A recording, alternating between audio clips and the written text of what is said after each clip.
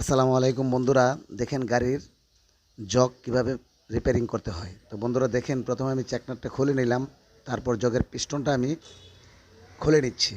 তো দেখেন বন্ধুরা, পিস্টন খুলে নিলাম, ন্যাকড়া দিয়ে মুছে নেবেন। তারপর দেখেন এই যে একটা সিল আছে, সিলটা খারাপ হয়ে গেছে, বুঝতে পারছেন, যার জন্য জগটা লোড নিতে পারে না। তো বন্ধুরা, আমার এই ভিডিওটা যদি ভালো লেগে থাকে তো আপনারা আমার চ্যানেলটা সাবস্ক্রাইব করে দেবেন। তো বন্ধুরা দেখেন, এই যে নতুন একটা সিল আমি লাগিয়ে নিচ্ছি। তো দেখেন, ভালোভাবে সাবধানতা অবলম্বন করে কাজ করবেন, হালকা গ্রিজ দিয়ে তারপর পিস্টনটা আবার ফিটিং করতেছি আমি। ভালোভাবে লক্ষ্য রাখবেন বন্ধুরা।